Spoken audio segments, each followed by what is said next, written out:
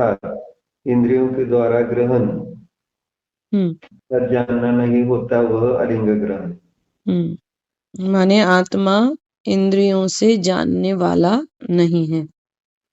यानी पहले लक्ष्य लक्षण ऐसा करना है ना, पहले यानी उसको लिंग यानी चिन्ह, चिन्ह यानी लक्ष्य, चिन्ह लक्षण, लक्ष्य है आत्मा, शुद्ध आत्मा।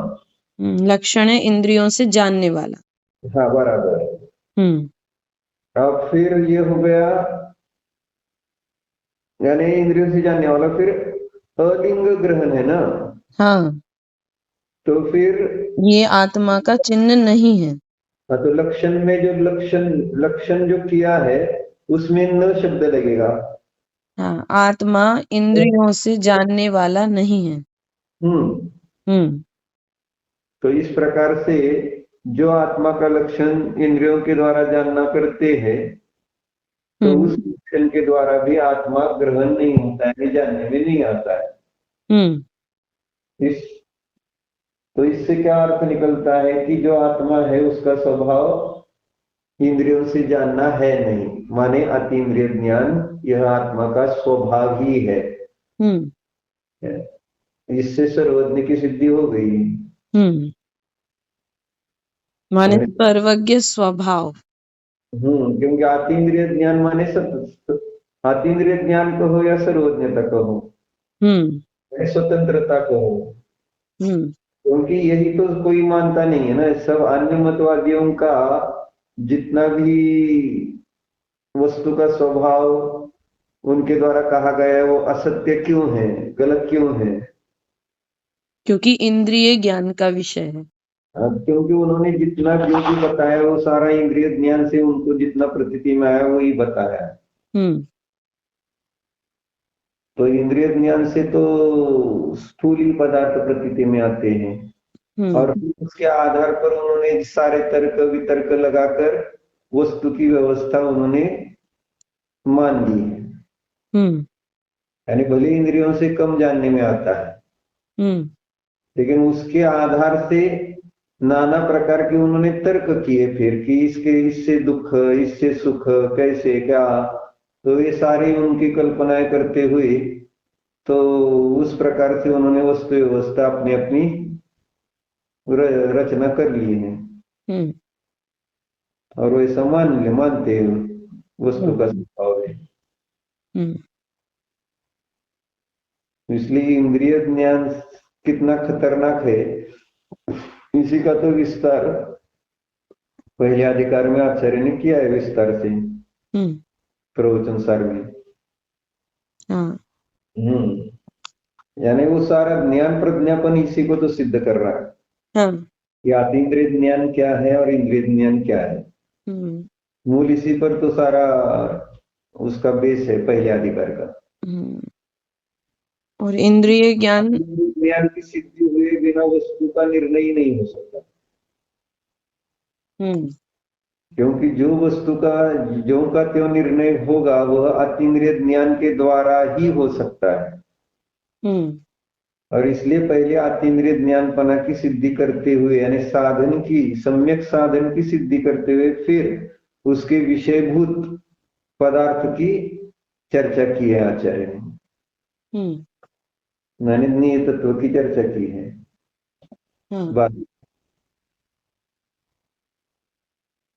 क्योंकि ज्ञान गलत है तो फिर उसके द्वारा जाना गया विषय भी गलत ही रहता है। इसलिए सही ज्ञान की सिद्धि पहले कर दी उन्होंने कि सही ज्ञान क्या है, तो अतीन्द्रिय ज्ञान ही सही ज्ञान है, क्योंकि वो स्वभाव रूप ज्ञान है और उसमें किसी पर की अपेक्षा नहीं होती है, नहीं तो फिर वो स्वभाव कैसे होता। और ऐसा ज्ञान होता है इसका ही किसी को निर्णय नहीं है। यहाँ पर की अपेक्षा में कर्म के उदय उपसमझ है क्या माने अतीन्द्रिय ज्ञान को पर की अपेक्षा नहीं होती तो उसमें सारे आ गए ना। हाँ, इंद्रिय पदार्थ प्रकाश नारक लोक हम्म ये सारे निमित्त कहलाते हैं ज्ञान के। और अन्य मतवादी ने इन्हीं के द्वारा तो ज्ञान की उत्पत्ति मानी है, हाँ और इनसे ज्ञान उत्पन्न होता हो उन्हीं को, उस ज्ञान को प्रमाण माना है फिर। हम्म इसलिए पहले ज्ञान, सम्यक ज्ञान क्या है इसका निर्णय करके फिर उसके द्वारा जाना गया विषय का विश्लेषण करते हैं। हम्म इसलिए यहाँ पर भी पहले बोल में उन्होंने आत्मा अतीन्द्रिय ज्ञान में है इस साध्य को सिद्ध किया, हम्म इस लक्षण के द्वारा आत्मा को सिद्ध किया है। हाँ यानी आलिंग ग्रहण की अपेक्षा से इंद्रियों से नहीं जानता, तो इंद्रियों से नहीं जानता इसका अर्थ फिर कैसे जानता है, तो ये अतीन्द्रिय ज्ञान से जानता है। क्योंकि निषेध किया गया है अलिंग ग्रहण, यानी इससे ग्रहण नहीं हो रहा। ग्रहण किससे हो रहा है ये भी बताना पड़ेगा, सर्वथा वक्तव्य ऐसा थोड़ी। अलिंग ग्रहण के द्वारा फिर एक अपेक्षा से आलिंग ग्रहण बोल जो होता है ना, आलिंग ग्रहण यह जो विशेषण दिया है तो वो तो पंचाध्यायी जैसा ही हो गया। यानी पंचाध्यायी वाले जैसे बोलते हैं निश्चय का जो कुछ निश्चय जो है वो वस्तु का वर्णन कर ही नहीं सकता, क्योंकि जो भी वर्णन आएगा वह व्यवहार रूप ही हो जाएगा, क्योंकि जहां लक्ष्य लक्षण भेद हो जाता है वहां व्यवहार नहीं आ जाता है। इसलिए उन्होंने निश्चय का विषय उन्होंने यही लिखा न इति, यानी जो भी कहेंगे वो निश्चय का विषय होगा ही नहीं। ये पंचाध्यायीकार का कहना है। अब उससे थोड़ा सा आगे चलो तो फिर ये कहा जाता है कि निश्चय का विषय शुद्ध आत्मा है, क्योंकि हम सर्वथा वक्तव्य नहीं माना है। तो उस दृष्टि से यहाँ पर आलिंग ग्रहण शब्द के द्वारा देखा जाए तो जो भी आप बोलोगे तो उस चिन्ह के द्वारा आत्मा ग्रहण होगा भी नहीं। यानी आप बोलोगे आत्मा शुद्ध है तो भी आत्मा ग्रहण नहीं, वो भी चिन्ह नहीं। आत्मा शुद्ध है वो भी चिन्ह नहीं, आत्मा एक है वो भी चिन्ह नहीं, आत्मा अनेक है वो भी चिन्ह, यानी जो आप बोलोगे वो चिन्ह नहीं बनेगा आत्मा का।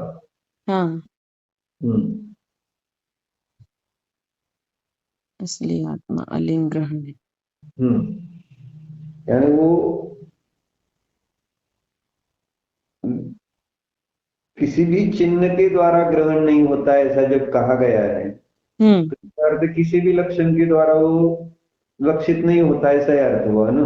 हाँ भैया, क्योंकि लक्षण करेंगे तो फिर लक्ष्य लक्षण भेद हो रहा है, लेकिन यहाँ वो विवक्षा नहीं है। यहाँ पर तो फिर उसके आलिंग ग्रहण के माध्यम से आत्मा किस प्रकार से अस्थि रूप से उसका अभिप्राय क्या निकलता है वो यहाँ चर्चा है। इसलिए अमृत चंद्राचार्य ने हर एक बोल के बाद कि इसका निषेध माने फिर आत्मा कैसा है, अस्थि क्या है पना क्या है वो भी बताया। अगर आत्मा इंद्रियों से जानने वाला नहीं है तो फिर क्या है, तो बताया कि जो अतीन्द्रिय ज्ञान से जानता है वह आत्मा है, ये लक्षण हो गया ना उसका। हाँ, जो अतीन्द्रिय ज्ञान से जानता है वह आत्मा है, यानी आत्मा का स्वभाव है अतीन्द्रिय ज्ञान। और ये ध्यान का ध्येय है। ये सारे 20 बोल आलिंग ग्रहण के हैं, मतलब ध्यान के ध्येय ही हो गए ना। हाँ भैया, आलिंग ग्रहण यह ध्यान का विषय है। तो नास्ति रूप से जिसका निषेध कर रहे तो आस्ति रूप से वो ध्यान का विषय हो गया ना। ऐसा अर्थ है। इसलिए अतीन्द्रिय ज्ञान स्वभावात्मा का ध्यान करने से सम्यक की उत्पत्ति होती है, क्योंकि स्वभाव की अपेक्षा से चर्चा चल रही है, पर्याय की अपेक्षा नहीं। यानी अतीन्द्रिय ज्ञान वाला है। अब पर्याय में हमें तुरंत ऐसे लगेगा कि ये तो पर्याय की चर्चा है, इंद्रियों से नहीं जानता मतलब अतीन्द्रिय ज्ञान से जानता है, और अतीन्द्रिय ज्ञान भी एक पर्याय है, तो फिर वो ध्यान का विषय कैसे होगा, ऐसी शंका आ सकती है। लेकिन यहाँ पर जो अतीन्द्रिय ज्ञान से जानता है वह अतीन्द्रिय ज्ञान स्वभाव की अपेक्षा से, जैसे हम ये देखते हैं अरिहंत के अनंत ज्ञान, सर्वज्ञता, केवल ज्ञान, तो वे ध्यान के विषय हैं। हाँ। तो उस दृष्टि से यहाँ पर अतीन्द्रिय ज्ञान स्वभावी आत्मा भी ध्यान का विषय बनता है।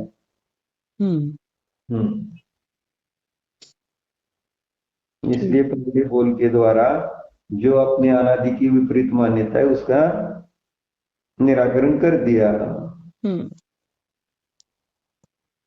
कि आत्मा इंद्रिय ज्ञान से जानने वाला होता है, ऐसा नहीं है। यानी क्रम से वो आगे लेके जाएंगे आत्मा के पास। पहली जो भूल थी वह इंद्रियों से जानता है, उसको ही आत्मा समझते रहते हैं।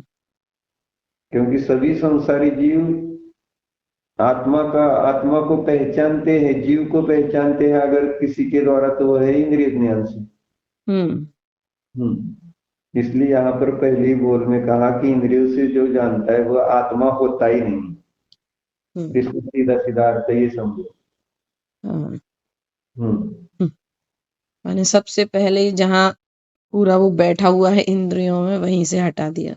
हाँ, पूरा जानने वाला आत्मा होता है, मुझे यानी शुद्धात्मा नहीं होता, उसका अर्थ ये समझ।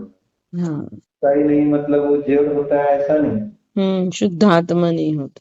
हाँ, जो इंद्रियों से जानने वाला वो शुद्धात्मा हो नहीं सकता उस।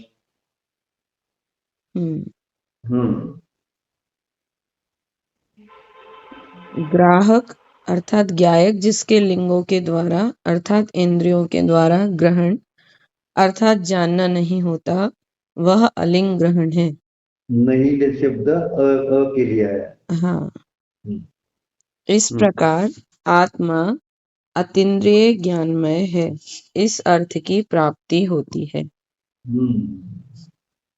दूसरा, ग्राह्य अर्थात ज्ञेय जिसका लिंगों के द्वारा अर्थात इंद्रियों के द्वारा ग्रहण जानना नहीं होता, वह अलिंग ग्रहण है। इस प्रकार आत्मा इंद्रिय प्रत्यक्ष का विषय नहीं है, इस अर्थ की प्राप्ति होती है। इसमें ये कहा कि मैंने आत्मा का जो चिन्ह बनाया वो बनाया इंद्रियों से जानने में आने वाला नहीं है, इसलिए अलिंग ग्रहण है। चिन्ह बनाया है इंद्रियों से जो जाना जाता है। हाँ, पहले में इंद्रियों के द्वारा जो जानता है वह आत्मा। हाँ, अब दूसरे में जो इंद्रियों से जाना जाता है, इंद्रियों के द्वारा जो जाना जाएगा, हाँ, वह आत्मा। तो ऐसा चिन्ह बनाते हैं तो आचार्य कह रहे हैं कि नहीं, अलिंग ग्रहण करे कहते हुए कह रहे कि यह भी आत्मा को ग्रहण करने का चिन्ह नहीं।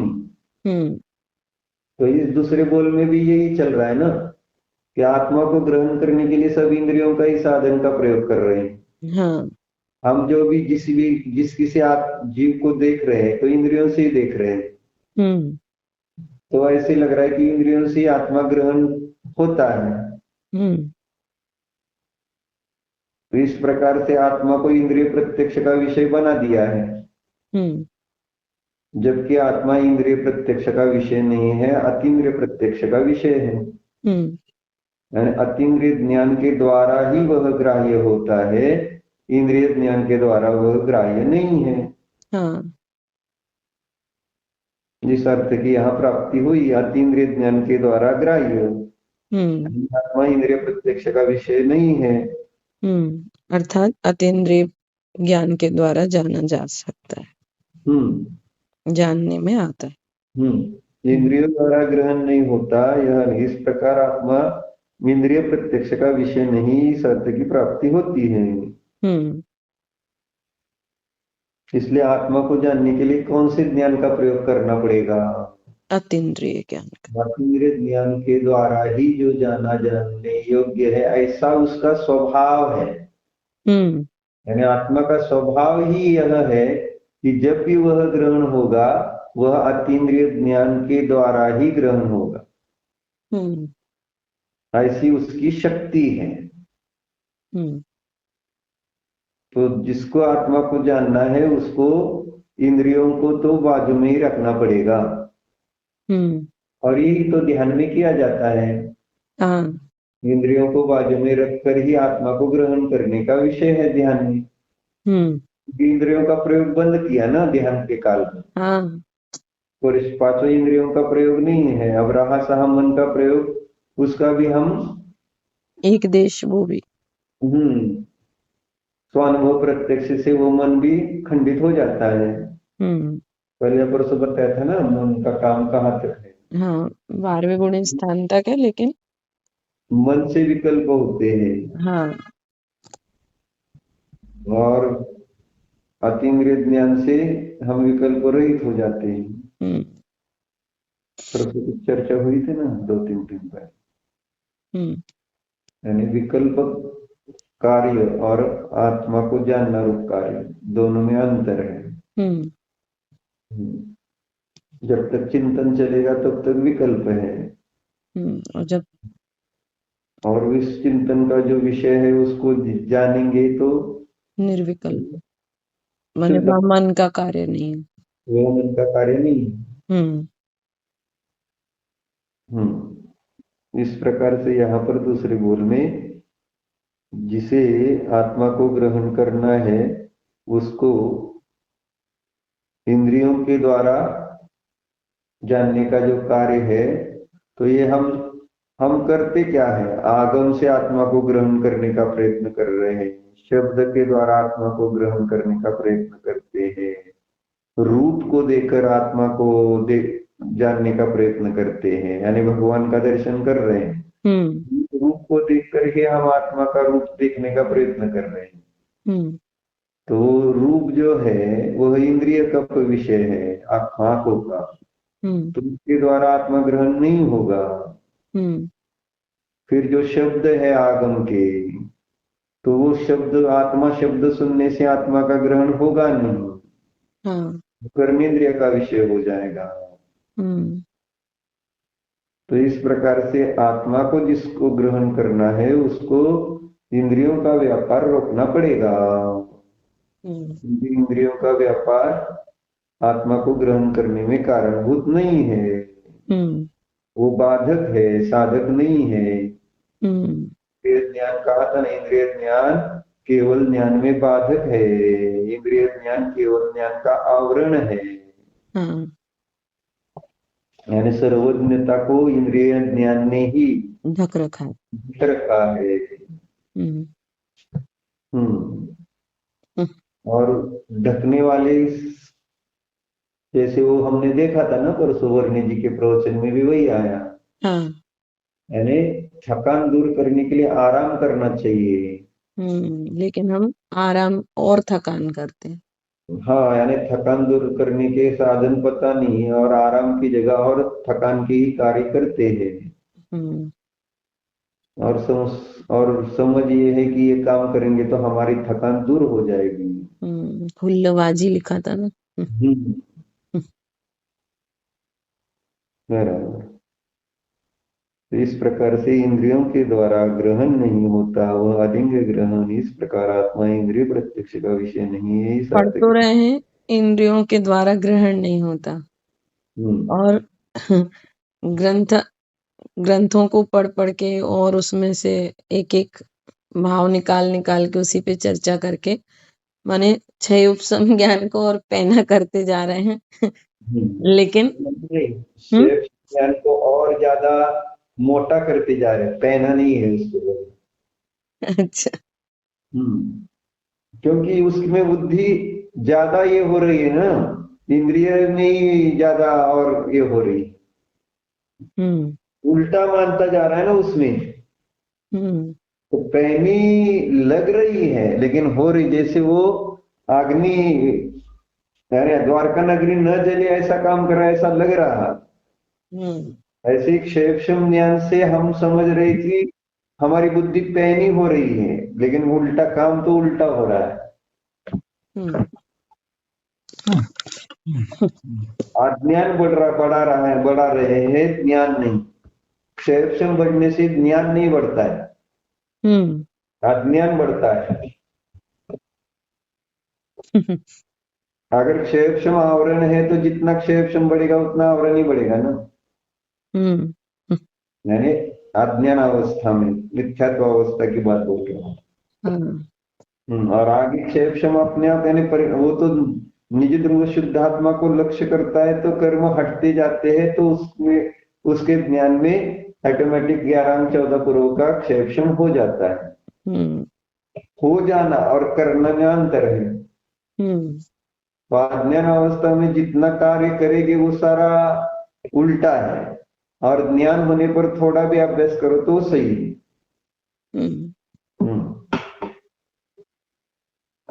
वो क्योंकि जो ज्ञान होगा उससे विवेक से वो कर्म नष्ट करने का काम करेगा, और एक क्षेपक्षम बढ़ने पर उसमें मान आदि कषाय बढ़ाने के काम करेंगे। ये उल्ट ये फर्क पड़ता है। इसलिए बताया था कि पर प्रज्ञा भी एक प्रकार का परिचय है, जैसे अज्ञान एक परिचय है तो प्रज्ञा को भी परिचय माना है बाह्य परिचयों में।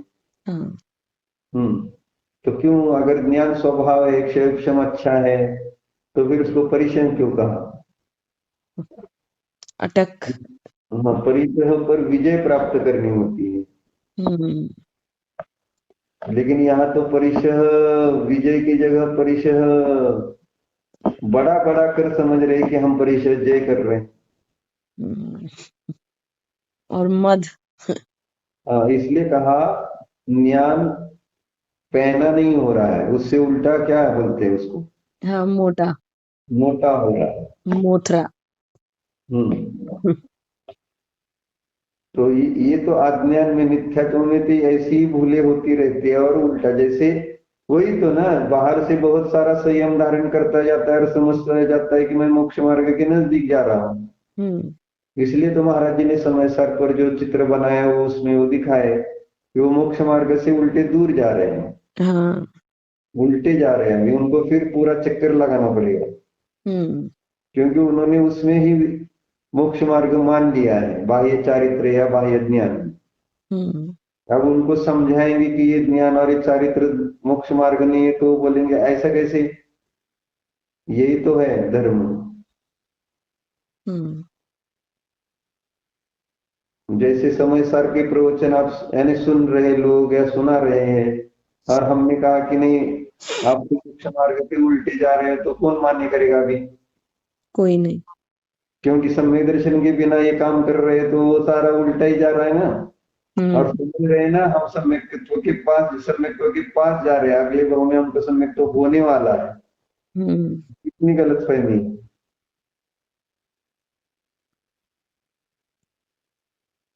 आप सम्यक्त्व से नजदीक जाते हैं कि दूर जाते हैं क्षेम से? पूछो किसी भी विद्वान से। क्रिया करने वाला तो लग रहा है उल्टा जा रहा है। हाँ, लेकिन अपनी भूल कहाँ दिखाई दे रही है? दूसरे की तो भूल तुरंत दिखती है, छोटी भी। अपनी मोटी भूल दिखाई नहीं दे रही।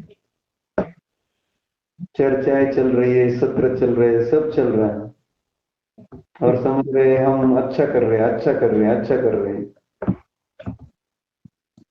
तो जो मुनिराज कर रहे क्रिया चारित्र, तो वो क्या बुरा कर रहे थे? उनकी क्या गलती है? तो सदाचार कर रहे हैं। आप तो सदाचार कुछ भी नहीं कर रहे, फिर वो उससे ज्यादा खराब है ना फिर। यानी मुनिराज जो भी आचरण कर रहे हो तो एक अपेक्षा से ठीक रहेगा ना, उसका फल थोड़ी नरक मिलेगा। लेकिन हम क्या कर रहे हैं? चार चार चादर मोटे ओढ़कर समय सार की बात कर रहे हैं। इसलिए तो ऐसा हो गए थे फिर मुनिराज। तो ठंड नहीं लगती बोलते, और फिर चार चादर ओढ़ कर बैठे हो। तो इसलिए कहते कि अधिकार नहीं है फिर बोलने का। पहले चादर चार छोड़ो, सर्दी, इसलिए वो बोलते हैं ना, कपड़े निकाल कर हमको समय सार पढ़ाओ, तो हम पढ़ते हैं।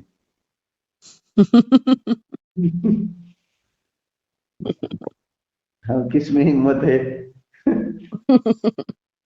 अब आप तो सब समझते हैं ना, ऐसा अगर कहेंगे कि अभी समझ तो रहे हैं आप सब समय सार की बातें अच्छी अच्छी सब, आध्यात्म तो बहुत अच्छा है, तो फिर आगे का पुरुषार्थ क्यों नहीं कर रहे हैं, हम्म क्यों नहीं हो रहा है?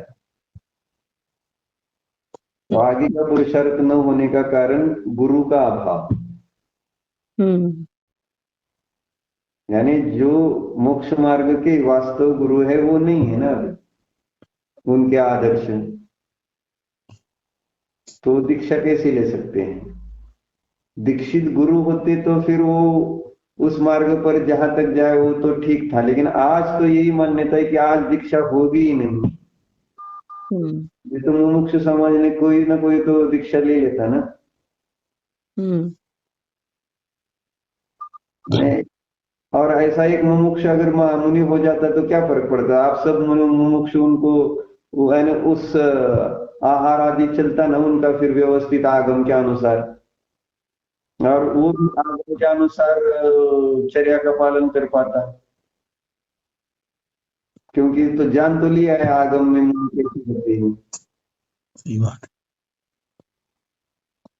अब इतने अभ्यास के बाद तो थोड़ा तो है ना, समय सार 100 बार मोक्ष मार्ग प्रकाश 100 बार, इतना सब समझने के बाद आत्मा तो कुछ खाता पीता करता भोगता कुछ नहीं है, ऐसा समय पर अगर इतना अंदर उतर गया है, फिर बाहर का संग कैसे रह गया है?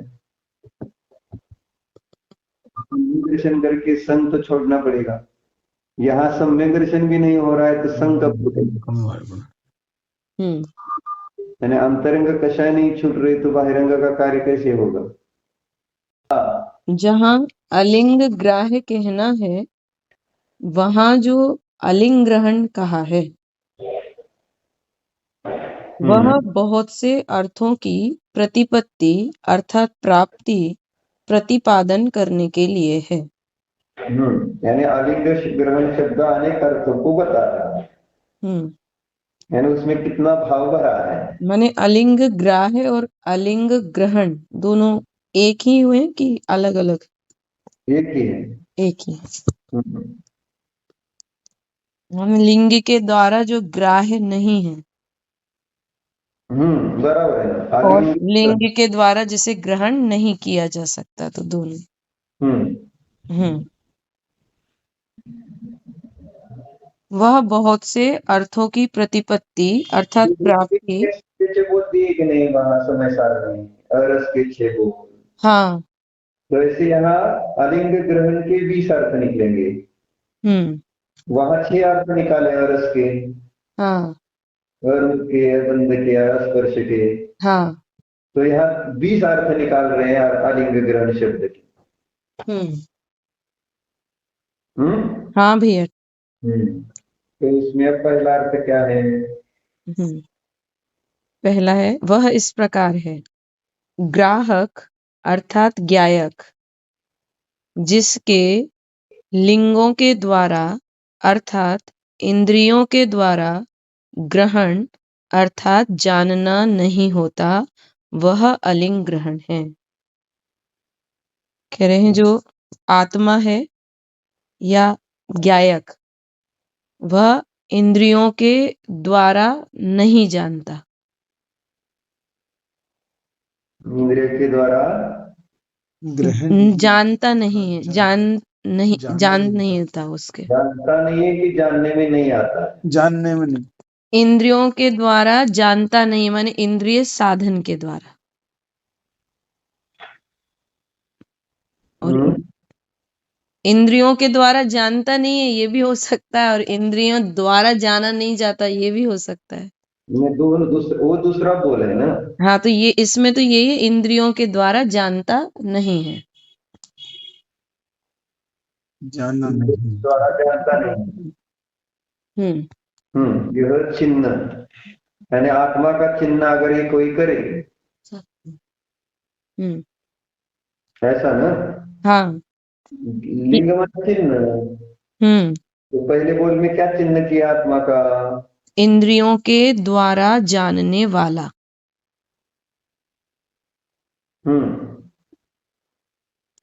यही होगा ना भैया? हम्म। ग्राहक जिसके लिंगों के द्वारा अर्थात इंद्रियों के द्वारा ग्रहण अर्थात जानना नहीं होता, वह अलिंग ग्रहण है। इस प्रकार आत्मा अतीन्द्रिय ज्ञानमय है। माने इससे ये पता चला कि आत्मा इंद्रियों के द्वारा जानता नहीं है, इसलिए आत्मा अतीन्द्रिय ज्ञानमय है। इस प्रकार का इसमें से भाव निकल कर आता है। हाँ, इस अर्थ की प्राप्ति होती है। अगर चिन्ह क्या बनाया? इंद्रियों से जानने वाला।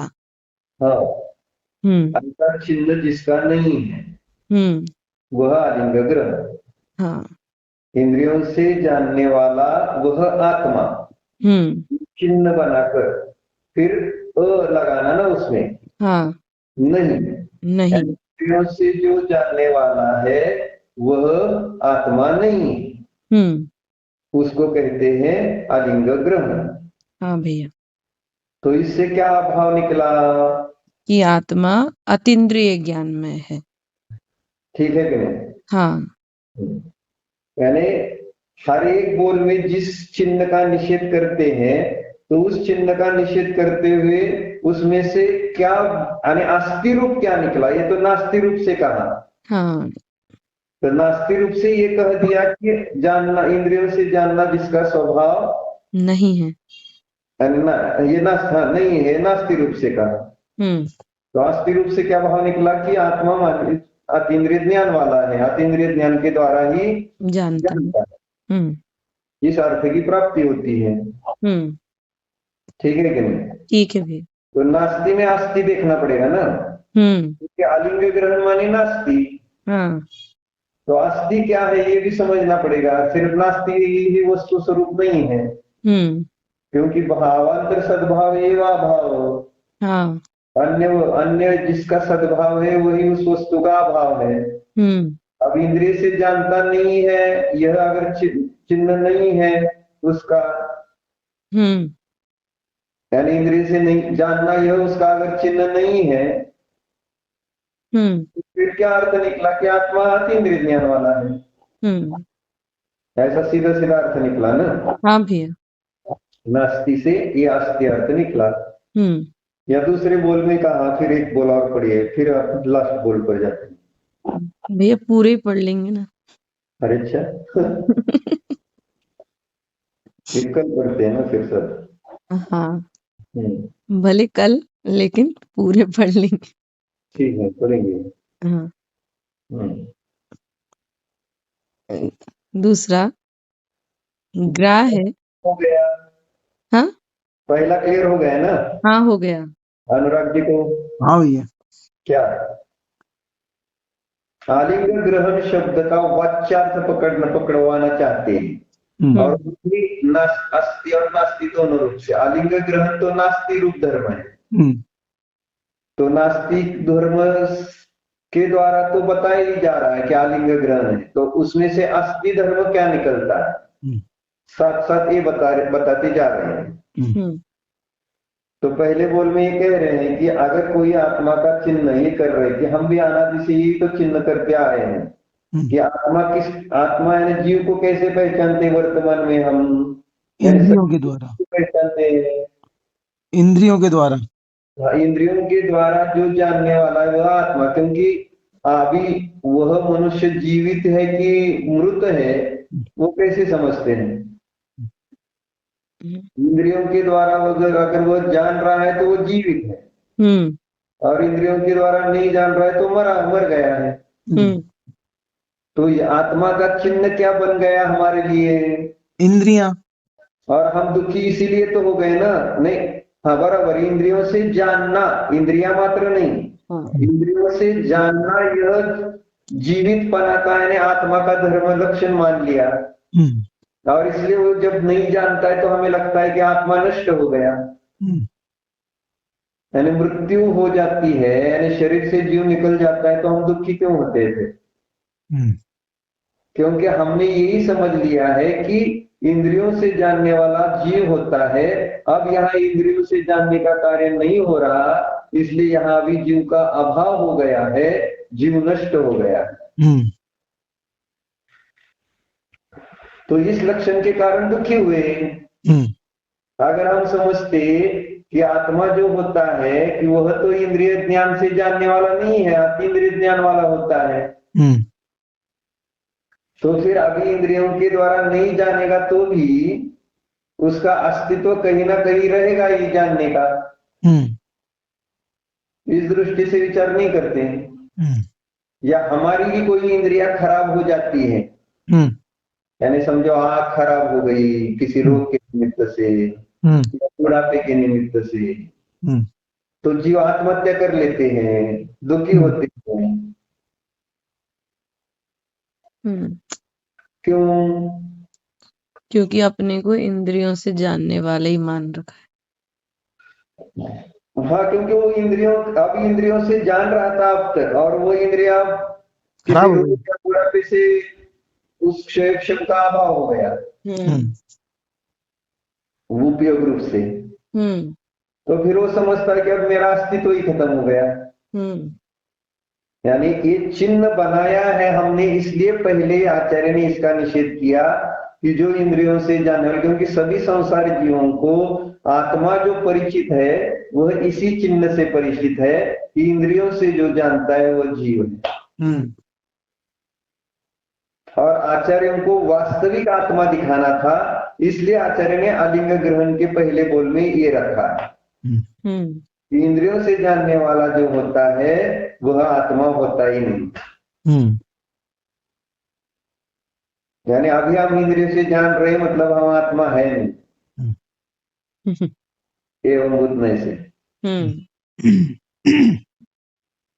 यानी आत्मा का स्वरूप ये नहीं है ना इंद्रियों से जानना।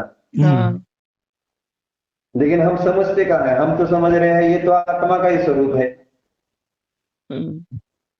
जितना भी इंद्रियों से अपना प्रयोग होता है, उपयोग चलता है, तब अपनी मान्यता किस प्रकार से होती है। इसलिए कहता था, हमेशा कहता हूं कि सबसे खतरनाक इंद्रिय ज्ञान है। यानी इंद्रिय बुद्धि सबसे खतरनाक है। एकत्व बुद्धि, ममत्व बुद्धि, कर्तृत्व बुद्धि, भोक्तृत्व बुद्धि से भी ज्यादा खतरनाक इंद्रिय बुद्धि है। क्योंकि इंद्रिय बुद्धि का ही संकर किया है ना हमने आत्मा के साथ। नियत न्याय संकर 31 गाथा में इसलिए आचार्य लिख रहे जो इंद्रिय जिनिता, इंद्रियों को जीतने वाला ही। और जीतना माने क्या, उसको अपने से भिन्न देखना, ये जीतना है। ये कह रहे हैं ना वहां समय सार में कुंद कुंद दे 31 गाथा। इंद्रियों और मुझ में संकर नहीं करना। और हम संकर प्रति समय इंद्रियों का प्रयोग करते हुए संकर ही हो रहा है ना। कहा वहां पर अपना अंदर में अंतर प्रतीति में आता है कि यार ये इंद्रिय ज्ञान क्षेत्र ज्ञान है, और ये इंद्रिया जो है वो पुद्गलिक है, और ये सारा कार्य जो चल रहा है वो मेरा स्वरूप नहीं है, जो इंद्रियों के द्वारा विषय ग्रहण कर रहे हैं। तो इंद्रियों के विषय ये द्रव्येंद्रिया और भावेंद्रिया, इन सबको मिलाकर ही वो आत्मा समझ रहा है अपने को। जबकि ना इंद्रिय के विषय आत्मा है, आत्मा नहीं तो इंद्रिया से बाहर उठ जाता है। और यानी इंद्रियों के द्वारा जिन पदार्थों को देखता है उसमें आत्मा देखता है। फिर जैसे आप देशना में अपनी आत्मा देखती है कि नहीं देखती? यानी आपको लगता है ना देशना ऐसी चल, ऐसा उसका बर्ताव होना चाहिए, वो बिगड़नी चाहिए, ऐसा वैसा, कितना विकल्प, क्या अपना अस्तित्व दिखता है उनमें? दोनों ही। उसका बिगड़ना माने मेरा भी सब, यानी हमने उसमें अहम कर लिया है ना, वो बिगड़ी माने मेरी इज्जत मिट्टी में मिल गई। इतना हमारा एकत्व है। अभी एक व्यवहार में चरना योग की बात अलग है, लेकिन इस हद तक जाएंगे कि हम उसका अस्तित्व ही मिटाने पर, यानी वो अगर वो बिगड़ जाए तो अपना ही अस्तित्व हम मिटा दें, कुछ हम मुंह दिखाने के लायक नहीं रहे।